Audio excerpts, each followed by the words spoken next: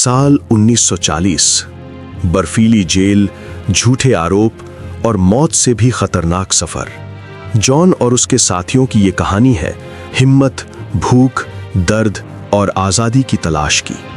जहां हर कदम पर मौत थी, फिर भी उम्मीद जिंदा रही। कहानी की शुरुआत होती है साल 1940 में, जब आर्मी ऑफिसर जॉन को पकड़ लिया गया और उसे एक कागज पर दस्तखत करने को कहने लगे, जिसमें लिखा हुआ था कि वो एक जासूस है। और क्योंकि ये बात झूठ थी, इसीलिए जॉन ने साइन करने से मना कर दिया। तभी वो लोग जॉन की बीवी को भी ले आए, जिसे सिपाहियों ने इतना टॉर्चर किया था कि अब वो भी जॉन के जासूस होने वाली बात को कबूल रही थी। इसके बाद कई कैदियों को एक प्रिजन कैंप में भेज दिया गया। उन्हें बताया गया कि ये पूरा इलाका उनकी जेल ही है, क्योंकि वो जगह बर्फ से घिरी हुई थी। इसीलिए अगर कोई भागने की कोशिश करेगा तो जिंदा नहीं बच पाएगा। भगोड़ों के सर पर इनाम भी रखा जाता था, इसीलिए जो लोकल लोग हैं वो भी मार देंगे तुम्हें। फिर सभी कैदियों के सर मुंडवा दिए गए और रात को जब खाने का समय हुआ तो उन्हें बहुत ही कम खाना मिला।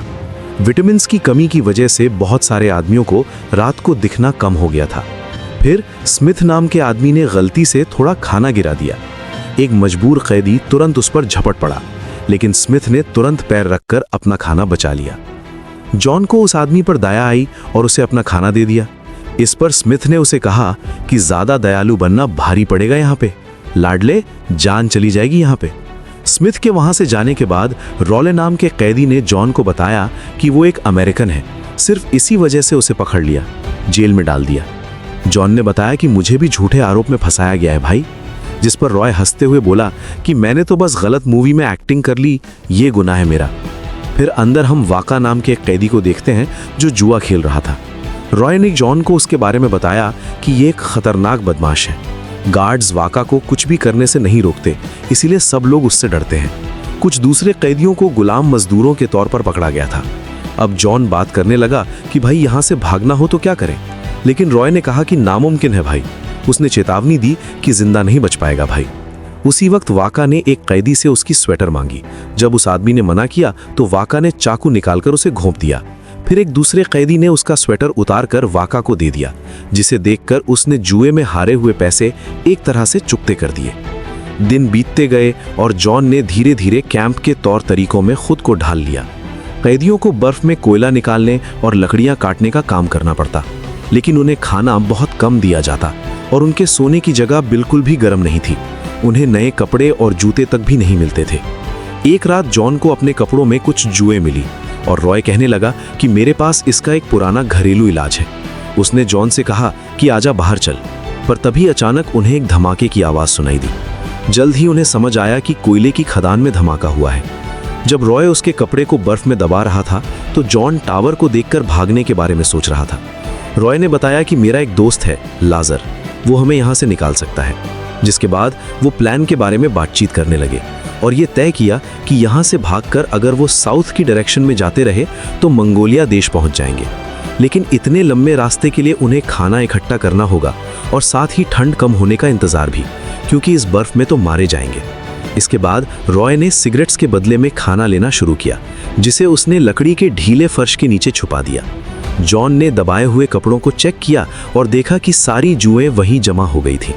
कुछ समय बाद सिपाही कैदियों को काम पर ले जाने की कोशिश करने लगे, लेकिन तेज बर्फबारी आंधी की वजह से उनका चलना मुश्किल होने लगा और कुछ आदमी गिरने लग गए। सिपाहियों ने कैदियों को थोड़ी देर के लिए लेटने दिया, ये कहते हुए कि हमें कोई परवाह नहीं है अगर तुम मर भी गए तो। जब स्मिथ ने शिकायत की तो उसके सर पर बंदूक तान दी गई, लेकिन वो गार्ड को नजरअंदाज करके जंगल की तरफ जाने लग गया। फिर सिपाही भी सभी कैदियों को जंगल के अंदर ले गए। कैदियों ने जल्दी से लकड़ियों को जोड़कर एक छोटा सा बसेरा बना लिया और वो स्मिथ को भी साथ शामिल होने को कहने लगे। अगले दिन सभी कैदियों में से स्मिथ और जॉन को कोयले के काम के लिए चुना गया। वहां उन्हें लगातार खांसी का सामना करना पड़ा, क्योंकि सांस लेना बहुत मुश्किल था। ऊपर से गुफा के अंदर कभी भी टूट फूट शुरू हो जाती। हवा की कमी की वजह से जॉन गिर पड़ा और उसे ऐसा लगने लगा जैसे वो अपने घर पहुंच गया हो। वो अपने भ्रम में अपने घर की तरफ बढ़ने लगा कि तभी एक गार्ड उसे गोली मारने को पूरी तरह तैयार था। खुशकिस्मती से स्मिथ ने उसे समय पर वापस खींच लिया। उसका शुक्रिया अदा करते हुए जॉन ने उसे अपने भागने के प्लान के बारे में बताया। लेकिन स्मिथ ने कहा कि रॉय तो सालों से लोगों को पागल बना रहा है, जो भी नया कैदी आता है उसके साथ ऐसा ही करता है वो। फिर भी जॉन भागने की जिद पर अड़ा रहा और स्मिथ उसके साथ चलने के लिए तैयार हो गया। उस रात जॉन रॉय को बिस्तर से बाहर निकालकर दिखा सके कि आंधी इतनी तेज है कि उनके पैरों के निशान ढक जाएंगे, इसीलिए उन्हें अभी निकल जाना चाहिए। लेकिन रॉय जिद करने लगा कि यह मुमकिन नहीं है और खाना कम होने के बहाने देने लगा। इस पर जॉन सोच में पड़ गया कि यह आदमी मुझे पागल तो नहीं बना रहा। लेकिन उसी वक्त वाका ने दोनों को देख लिया तो वो वापस अंदर चले गए। इसी बीच एंड्रेस को पता चल गया कि काजिक नाम का एक कैदी अपनी रात को ना दिखने वाली बीमारी को छुपा रहा है। इस पर काजिक कसम खाने लगा कि दिन में उसे बिल्कुल ठीक दिखता है।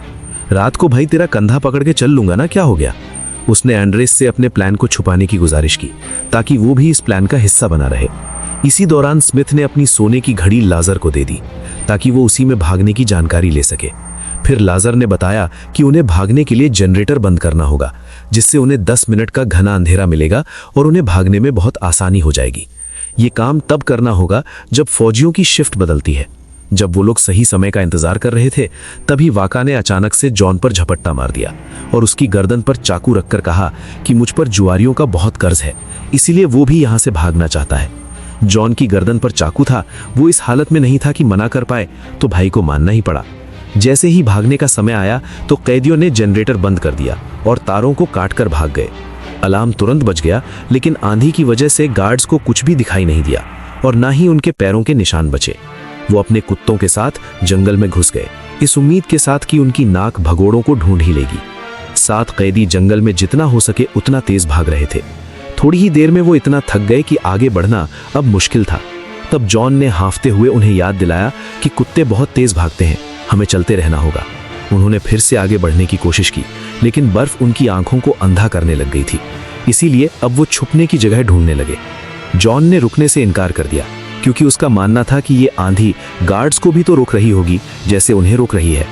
फिर उसने वाका का चाकू लिया और पेड़ों की छाल काटकर अपने लिए एक मास्क बना लिया, जिससे वो अपने चेहरे को बर्फ से बचा सकेंगे। अब वो बिना किसी दिक्कत के चल सकते थे। कुछ समय बाद जब आंधी रुकी तो वो लोग आराम करने के लिए एक जगह बैठ गए और उन्होंने अब अपना पूरा खाने का सामान इकट्ठा किया। तब जॉन ने देखा कि वाका ने रॉय की जैकेट पहनी हुई थी। तब वाका ने बताया कि रॉय लगभग हमें धोखा देने ही वाला था, लेकिन मैंने उसे चुप रहने पर मजबूर कर दिया और उसका जमा किया हुआ सारा खाना लेकर आया हूं। फिर जब उन्होंने दोबारा सफर शुरू किया तो स्मिथ ने चुपके से जॉन से कहा कि वाका को साथ लेना शैतान से सौदा करने जैसा है। इसके बाद अचानक दूर से उन्हें चीखों की आवाज सुनाई दी, लेकिन वो सिर्फ भेड़िए थे।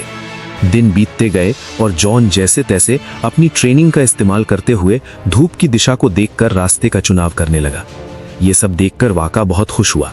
उसने जॉन से कहा कि कुछ भी हो भाई, मैं तेरा साथ दूंगा। ये लोग मेरे बारे में उल्टा पुल्टा बोलेंगे तो सुनना मत। फिर अगली बार जब वो आराम करने बैठे तो जॉन समझ गया कि उन्हें पास वाली झील तक पहुंचने के लिए अभी 3-4 हफ्ते लगेंगे, लेकिन उनके पास सिर्फ एक ही हफ्ते का खाना बचा है, इसीलिए उन्हें शिकार करना होगा या मछलियां पकड़नी होंगी। वाका खेतों के साथ में बसे हुए गांव को लूटना चाहता था, लेकिन बाकी सबने इससे मना कर दिया। इसी दौरान काजिक लकड़ी ढूंढने चला गया, लेकिन फिर रात हो गई और इसीलिए उसे दिखाई देना बंद हो गया, जिसकी वजह से वो बेचारा जंगल में खो गया।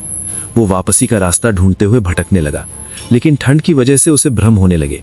तभी उसे अपना पुराना टीचर पास खड़ा दिखाई दिया और दूर एक शहर नजर आया। उसने सोचा कि आखिरकार वो लोगों तक पहुंच ही गए, लेकिन जब दूसरे लोग उसे ढूंढने के लिए निकले तो वो ये देखकर टूट गए कि काज एक कैंप से सिर्फ कुछ मीटर दूर ही जमकर मर चुका था। उन्होंने उसे दफनाया और उसकी आत्मा की शांति के लिए प्रार्थना की। हालांकि वाका का ये कहना था कि खाने के लिए एक मुंह कम हो गया, ठीक है अपना खाना ज्यादा दिन चलेगा, लेकिन इसके बावजूद कुछ हफ्ते बाद सभी आदमी खाने के लिए बेहाल हो गए, इतना कि वो जमीन से कीड़े और घोंसलों से अंडे पकड़ने लगे। उनके शरीर इतने थक चुके थे कि आगे बढ़ पाना बहुत मुश्किल था। इसीलिए उन्होंने एक गुफा में पनाह ली, जहां टोमास ने होश में रहने के लिए दीवारों पर पेंटिंग बनानी शुरू की। एक रात वाका ने जॉन से पूछा कि इनमें से कौन सबसे पहले मरेगा। उसकी बातों से ऐसा लग रहा था कि अब वो अपने ही साथियों को खाने के लिए तैयार था। अचानक से उन्हें कुछ आवाज सुनाई दी और उन्होंने देखा कि कुछ भेड़िए एक मरे हुए जानवर को खा रहे थे।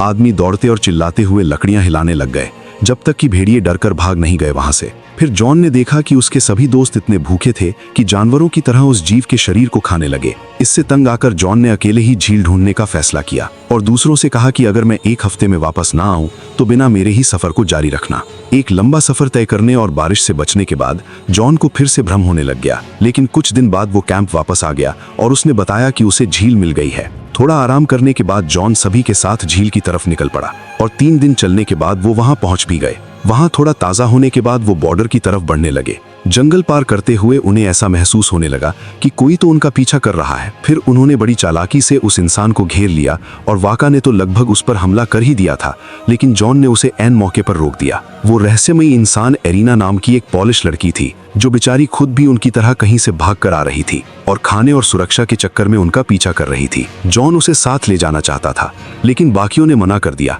क्योंकि उनके पास इतना खाना नहीं था और वो लड़की है तो उनकी रफ्तार को भी धीमा कर देगी। कुछ देर बाद उन्हें कीचड़ में फंसा हुआ एक जानवर मिला जो उनका रात का खाना बना, लेकिन आंद्रेस पीछे कुछ देखकर झुंड से अलग हो गया और फिर शाम को वो आइरीना के साथ वापस आया। अगली सुबह उन्होंने कुछ चीजें मिलाकर एक साबुन बनाया और आखिरकार अपने कपड़े धो दिए। उन्होंने अच्छी तरह शेव भी की, हालांकि वाका ने उनकी मदद लेने से मना कर दिया और खुद ही अपनी दाढ़ी काटने लगा। कुछ समय बाद उन्हें पता चला कि झील का एक हिस्सा बर्फ से जमा हुआ है। बर्फ पतली और कमजोर लग रही थी, लेकिन आइरीना फिर भी उस पर दौड़कर दूसरी तरफ पहुंचने में कामयाब हो गई। ये देखकर बाकी सब भी उसके पीछे चले।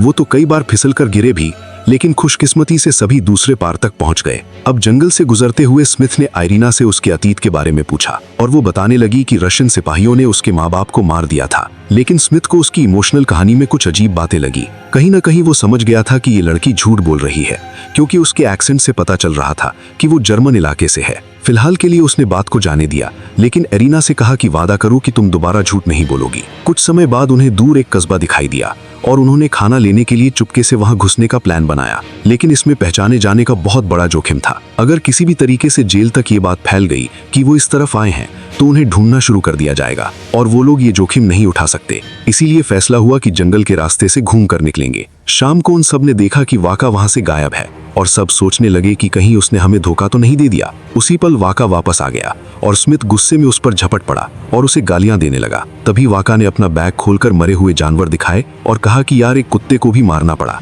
जीने का यही घिनौना रास्ता बचा है हमारे पास। वो एक चुराई हुई शराब की बोतल भी लाया था और कहने लगा कि आज मेरा बर्थडे है, चलो मनाते हैं। रात को खाने के दौरान वाका ने एक फोक सॉन्ग गाना शुरू किया और आइरीना भी उसके साथ गाने लगी, जिससे वाका को एहसास हुआ कि वो भी उसकी तरह सड़कों पर रही है। अब सबको पता चल चुका था कि आइरीना ने झूठ बोला था, इसीलिए आइरीना ने आखिरकार अपनी कहानी सुनाई। उसके माँ बाप दोनों जासूस थे। कुछ साल पहले उन्हें गिरफ्तार कर लिया गया और उनके बच्चों को अनाथ आश्रम भेज दिया गया। उस अनाथ आश्रम में जब मेरा भाई मर गया तो मैंने वहां से भागने का फैसला किया। अगले दिन उन्होंने सफर जारी रखा, लेकिन रास्ते में एक जगह ऐसी आई कि वहां बहुत ज्यादा मच्छर थे, जिस वजह से उन सब के चेहरे सूजकर बिगड़ गए। जब उन्होंने कुछ लोकल लोगों को गुजरते देखा तो नोटिस किया कि मच्छर उनके ऊपर हमला नहीं कर रहे। पकड़े जाने के डर से उन्हें छुपे रहना पड़ा, लेकिन जोरॉन बाहर निकलकर एक आदमी से इस बात का राज पूछने चला गया, जिसके बाद उस आदमी ने उसे एक हार पहना दिया जो मच्छरों को दूर रखता है, जिसके बाद सब शांति से अपना सफर जारी रख पाए। दिन बीतते गए और आइरीना ने एक एक करके सबसे बात की,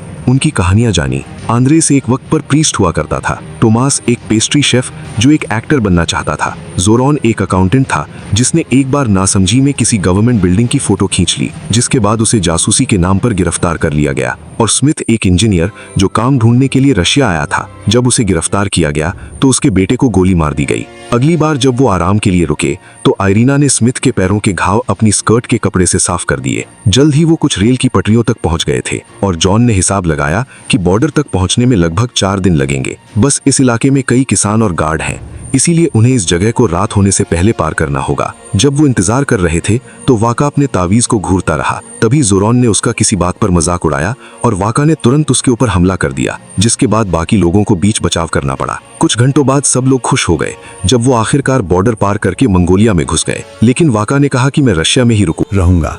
उसने और जॉन ने अलग होने से पहले एक आखिरी बार हाथ मिलाया। अब बाकी सब रेगिस्तान से गुजरते हुए शहर की तरफ जा रहे थे। सब लोग बहुत खुश थे, लेकिन थोड़ी देर बाद माहौल फिर से खराब हो गया जब उन्होंने एक बोर्ड देखा जिस पर लिखा हुआ था कि मंगोलिया अब रशियन लोगों के कंट्रोल में है। अब बेचारों ने शहर जाने की बजाय रेगिस्तान में ही रुकने का फैसला किया। फिर उन्होंने एक बुद्धिस्ट मंदिर ढूंढा, ये सोचकर कि मंक्स किसी तरह का भेदभाव नहीं करेंगे, और वो तुरंत अंदर चले गए। लेकिन वो जगह पूरी तरह तबाह हो चुकी थी।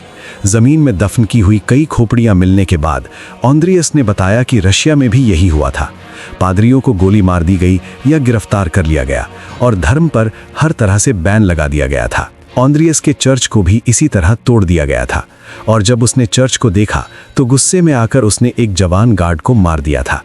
सभी चर्चा करने लगे कि क्या किया जाए, और इस फैसले पर पहुंचे कि इंडिया में ही बचा जा सकता है, लेकिन वहां पहुंचने के लिए चाइना को पार करना होगा। अगले कुछ हफ्तों तक वो तपती धूप के नीचे रेगिस्तान में चलते रहे। एक दिन अचानक उन्हें कुछ घुड़सवारों ने घेर लिया, तो उन्होंने अपने आप को तिब्बत जा रहे अमेरिकन्स बताया। खुशकिस्मती से उन घुड़सवारों ने उन पर विश्वास कर लिया और बिना कुछ कहे वहां से चले गए। फिर कुछ देर बाद एक जवान घुड़सवार वापस आया, जिसे दूसरों ने उन्हें पानी देने के लिए भेजा था। दिन बीतते रहे और वो लोग धूप से बचने के लिए टहनियों और कपड़ों के टुकड़ों से अपने सर और पैर ढक कर चलते रहे। उन्होंने पानी को बहुत संभाल कर इस्तेमाल किया, लेकिन फिर भी वो खत्म हो गया। तभी स्मिथ को कुछ दूर पेड़ दिखाई दिए, लेकिन जॉन ने उसे समझाया कि तुझे वहम हो रहा है, और उसने सबको दक्षिण की तरफ बढ़ते रहने को कहा। जब स्मिथ बहुत घबरा गया तो बाकी लोगों ने उसे शांत करते हुए उसका साथ देने का फैसला किया। कुछ देर चलने के बाद उन्होंने अपने ऊपर एक पक्षी को उड़ते हुए देखा, जिससे ये साबित हो गया कि स्मिथ को वहम नहीं हुआ था। सभी खुश होकर जितना तेज हो सके उतना तेज दौड़ने लगे, और आखिरकार उन्हें कुआं मिल गया। उन्होंने बहुत सारा पानी पिया और रात के लिए वहीं पर अपना कैंप भी लगाया। सुबह वो जितनी बोतलें और बर्तन भर सकते थे भरकर दक्षिण की तरफ चल पड़े। कुछ दिन बाद जब उनका सामना एक रेत के तूफान से हुआ तो सभी घबरा गए और एक नज़दीकी खड्डे की तरफ भागने लगे। उन्होंने अपने आप को छुपा कर रखा जब तक कि तूफान गुजर न जाए। खुशकिस्मती से सभी बच गए, लेकिन उनका सारा पानी खो गया। आने वाले दिनों में आयरीन और तोमास बहुत बीमार हो गए, इसीलिए स्मिथ कुएं तक वापस जाने की बात करने लगा। लेकिन जॉन ने कहा कि पता कैसे लगाएं किस तरफ है वो कुआं। उनका सफ़र जारी रहा और वो लोग प्यास कम करने के लिए पत्थरों को चूसने लगे। अचानक आयरीन गिर पड़ी और बाकियों ने देखा कि उसके पैर सूज गए थे। उसने कहा कि वो उनके ऊपर बोझ नहीं बनना चाहती, लेकिन बाकी लोगों ने इंसानियत दिखाते हुए उसे छोड़ने से इनकार कर दिया। सभी ने चलना जारी रखा और जल्द ही आयरीन दोबारा गिर गई, लेकिन उसने तब भी आराम करने से मना कर दिया। इसके बाद ऑन्ड्रियस उसे उठाकर चलने लगा। कुछ घंटों के बाद आयरीन ने ऑन्ड्रियस से कहा कि उसे नीचे रख दे। उसने सबको एक आखिरी बार देखा और बेचारी मर गई। उन सब ने उसे रेत में दफनाया और उसके लिए प्रार्थना करने लगे। सभी ने एक बार फिर से सफर जारी रखा। हर गुजरते दिन के साथ उनके पैरों के घाव और खराब होते चले गए। तोमास उन सब का हौसला बनाए रखने के लिए सबके चित्र बनाने लगा और उसने एक मुस्कुराती हुई आयरीन की एक बहुत ही खूबसूरत पेंटिंग बनाई। लेकिन ये उसकी बनाई आखिरी पेंटिंग थी, क्योंकि इसके बाद वो भी मर गया। उसे भी वहीं दफन करके ग्रुप आगे बढ़ गया। कुछ दिन बाद जॉन ने दूर पहाड़ियां देखकर कहा कि पानी की खोज करने हमें वहां चलना चाहिए, मगर स्मिथ इतना थक चुका था कि वो बेचारा हिल भी नहीं पा रहा था। उसने कहा कि तुम मुझे छोड़कर चले जाओ। जॉन ने जोरॉन और ऑन्ड्रियस को आगे भेजा, जबकि खुद वो स्मिथ के पास ही रुका रहा, जो कि गिर चुका था। शाम तक जॉन स्मिथ को घसीटकर दोस्तों के कैंप तक ले आया, लेकिन बदकिस्मती से उन्हें अभी तक पानी नहीं मिला था। अगली सुबह जोरॉन जाग गया जब उसे महसूस हुआ कि एक सांप उसकी टांगों के बीच से गुजर रहा है। उसने उस सांप का पीछा किया और एक छोटा सा पानी का गड्ढा ढूंढ लिया। आदमियों ने झुककर पानी पिया और कुछ पानी स्मिथ के मुंह में भी डाल दिया, क्योंकि वो हिल भी नहीं पा रहा था। फिर उन्होंने सांप को मारकर दोपहर के खाने में पका लिया। तभी खाना खाते वक्त ऑन्ड्रियस का एक दांत गिर गया। उस रात स्मिथ ने जॉन से कहा कि मुझे छोड़कर चले जाओ, लेकिन जॉन ने कहा कि जब तक तुम जिंदा हो तुम्हें छोड़कर हम नहीं जाएंगे। बातों बातों में जॉन ने कहा कि मैं किसी भी हाल में एक बार दोबारा अपनी पत्नी को देखना चाहता हूँ। बेचारी को फौजियों ने बहुत टॉर्चर किया था। उसकी ये कहानी सीधा स्मिथ के दिल पर जाकर लगी। अगले दिन वो आगे बढ़ने के लिए उठ खड़ा हुआ और उन्हें जल्द ही एक नदी मिल गई। इससे उन्हें इतनी ताकत मिल गई कि वो लोग पहाड़ियों की तरफ बढ़ सके और आखिरकार ग्रेट वॉल ऑफ चाइना को पार करके वो हिमालय की पहाड़ियों तक पहुंच गए। इन बर्फीली पहाड़ियों में उन्हें एक छोटा सा निशान मिला जो तिब्बत को दर्शाता था। इन बर्फीली पहाड़ियों में उन्हें एक मंक मिला जिसने उन्हें बताया कि इंडिया अब पास ही है, और साथ ही वो उन्हें अपने साथ पास की बुद्धिस्ट मोनेस्ट्री में ले गया। उन्हें आखिरकार इतने लंबे समय के बाद असली खाना मिला। वहां पर मंक्स के लीडर ने कहा कि इंडिया जाना चाहते हो तो थोड़ा वेट करो, ठंड को जाने दो, बर्फीले तूफान में बच नहीं पाओगे। सोने से पहले जॉन ने कहा कि हमें निकलना चाहिए, इंडिया में ही हम सुरक्षित रहेंगे। लेकिन बाकी लोग मंक्स की बात से सहमत थे, वो यहीं पर रुकना चाहते थे। फिर वो अपने भविष्य के बारे में बात करने लगे। ऑन्ड्रियस जर्मनी और रशिया के खिलाफ लड़ाई में शामिल होना चाहता था। जोरॉन चाहता था कि मैं तोमास की बनाई हुई तस्वीरें न्यूज़पेपर में छपवाऊं। मैं दुनिया को हमारी कहानी के बारे में बताना चाहता हूं। वही बेचारा जॉन पोलैंड वापस तो जा नहीं सकता था, इसीलिए वो तो बस चलते रहना चाहता था। वही स्मिथ अपने घर अमेरिका वापस जाना चाहता था। उसने कहा कि मैं चाइना की तरफ जाऊंगा। मंक्स ने वादा किया था कि हमारा एक कॉन्टैक्ट है, हम तुम्हें अमेरिका भेज सकते हैं। अगली सुबह जॉन ने अकेले ही आगे बढ़ने का फैसला किया। जब जोरॉन और ऑन्ड्रियस ने उसे देखा तो वो स्मिथ को आखिरी अलविदा कहकर अपने दोस्त के पीछे निकल पड़े। कुछ समय बाद तीनों आखिरकार इंडिया पहुंच गए थे। भारत के लोगों ने उनका बहुत प्यार से स्वागत किया और मदद भी की। अगले 50 सालों तक जॉन का कोई एक ठिकाना नहीं रहा, लेकिन फिर आखिरकार पोलैंड आज़ाद हुआ। जॉन ने अपना पुराना घर ढूंढा और छुपी हुई चाबी से दरवाज़ा खोला। अंदर जाते ही वो खुशी से भर गया, क्योंकि उसकी पत्नी उसका इंतज़ार कर रही थी। तो कैसी लगी